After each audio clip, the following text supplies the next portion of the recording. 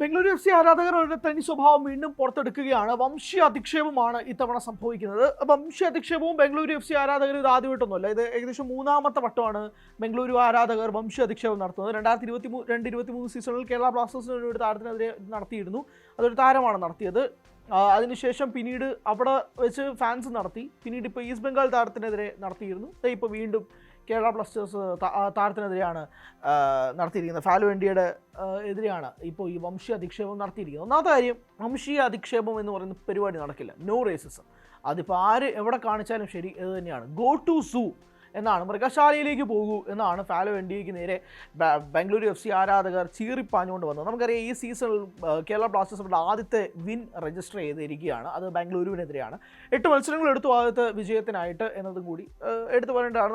നമ്മുടെ മാനേജ്മെൻറ്റിനെതിരെയൊക്കെ നമ്മൾ ശക്തമായ രീതിയിൽ വിമർശിച്ചിട്ടുണ്ട്. കേരള ബ്ലാസ്റ്റേഴ്സ് എഫ് സി മാനേജ്മെൻറ്റിൻ്റെ മോശം പ്രവൃത്തി അത് തന്നെയാണ് ഇത്രയും അധപ്പതിച്ചൊരു സീസൺ ബ്ലാസ്റ്റേഴ്സിനെ കൊണ്ടെത്തിച്ചതെന്ന് പറയാതിരിക്കാൻ കഴിയില്ല.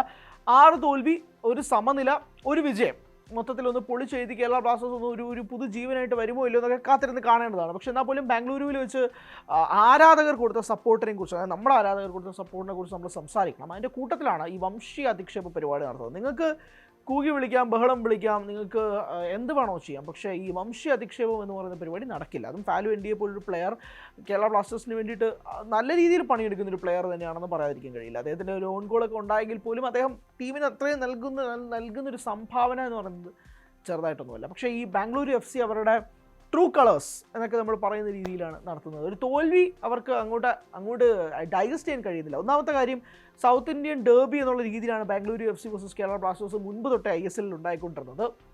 ആ ഒരു ചരിത്രമൊക്കെ നമുക്കറിയാം.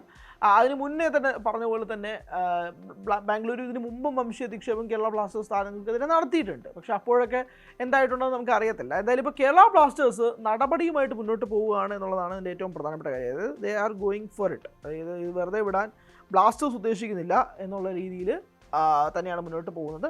അവർ AIFFന് പരാതി കൊടുക്കുന്ന രീതിയിലേക്ക് കാര്യങ്ങൾ നീങ്ങിയിട്ടുണ്ട്. സോ നമുക്ക് കേരള ബ്ലാസ്റ്റേഴ്സ് എഫ് സിയുടെ പോസ്റ്റിലേക്ക് ഡയറക്റ്റ് പോകാം. The club has taken note of an appalling incident which has occurred during our last game, where one of our players was subjected to blatant racist chants.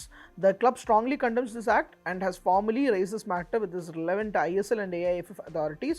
We will also pursue appropriate action to protect the integrity of our player. There is no place for racism in our game എന്നുള്ളതാണ് Blasters നടത്തുന്നത്. അപ്പോൾ മുട്ടം പണിയൊക്കെ വരാൻ സാധ്യത ഉണ്ടോ എന്ന് ചോദിച്ചാൽ അറിയില്ല. AIFF ആണ്, ബാംഗ്ലൂരുവിൻ്റെ സ്വന്തമാണ് എന്ന് വേണമെങ്കിൽ തന്നെ വിളിക്കാം.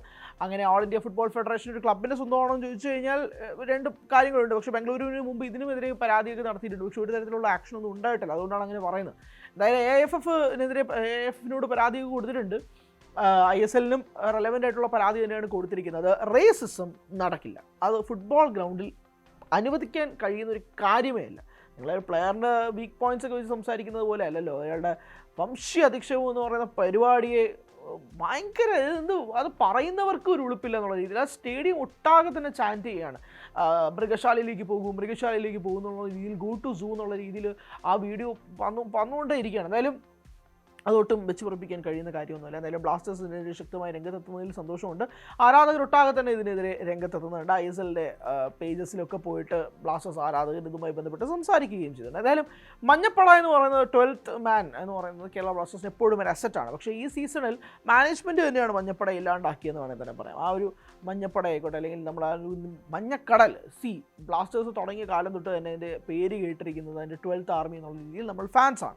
ആ ഫാൻസ് അത്രയ്ക്ക് ആഘോഷിക്കും. രവേ മത്സരം പോലും ഹോം ഗ്രൗണ്ട് ആക്കി മാറ്റുന്ന രീതിയിലുള്ള കാണികളായിരുന്നു വന്നുകൊണ്ടിരുന്നത്. കൊച്ചി ജവഹർലാൽ സ്റ്റുഡിയോക്ക് മഞ്ഞക്കടലാൽ ആർത്തിരമ്പുന്ന കാഴ്ചയെ നമ്മൾ കണ്ടിട്ടുണ്ട്. പക്ഷേ ഈ സീസണിലൊക്കെ വന്നപ്പോഴേക്കും ബ്ലാസ്റ്റേഴ്സിൻ്റെ തുടർച്ചയായ പരാജയങ്ങൾ അതൊക്കെ തന്നെ ഫാൻസിനെ മടുപ്പിച്ചിട്ടുണ്ട്. നല്ല നല്ല പ്ലേയേഴ്സിനെ വിട്ടുകളയുക, മാനേജ്മെൻറ്റിൻ്റെ മോശമായ തീരുമാനങ്ങൾ, പൈസയ്ക്ക് വേണ്ടിയിട്ട് മാനേജ്മെൻറ്റ് എന്തൊക്കെയോ കാണിച്ചു കൂട്ടുന്നു, അവരുടെ ലാഭത്തിന് വേണ്ടി ഒരു ക്ലബ്ബ് നടത്തുന്നു എന്നുള്ള രീതിയിലൊക്കെ വിമർശനങ്ങൾ ഉന്നയിച്ചിരുന്ന ഒരു സാഹചര്യത്തിൽ നിന്നാണ് ഇപ്പോൾ ഇങ്ങനൊരു വംശീയ അധിക്ഷേപത്തിലേക്ക് വരെ കാര്യങ്ങൾ എത്തി നിൽക്കുന്നത്. ഇവിടെ ബ്ലാസ്റ്റേഴ്സ് ആരാധകർ ഒറ്റക്കെട്ടാണ്. ഫാലുവെൻഡിക്കെതിരെ ശക്തമായ രീതിയിൽ അദ്ദേഹത്തിൻ്റെ കൂടെ തന്നെ നിൽക്കുകയും അദ്ദേഹത്തിനെതിരെ വംശീയ അധിക്ഷേപം നടത്തിയ ക്ലബിനെയും ക്ലബിൻ്റെ ഫാൻസിനെതിരെയും ആണ് ഇപ്പോൾ AIFFനെതിരെ നടപടിയിലേക്ക് നീങ്ങിയിരിക്കുന്നത്. ഇനി AIFF എന്താണ് തീരുമാനം എടുക്കുക എന്നുള്ളത് കാത്തിരുന്ന് കാണേണ്ടതാണ്. കൂടുതൽ വാർത്തകൾക്ക് News 18 Keralam YouTube channel subscribe ചെയ്യുക.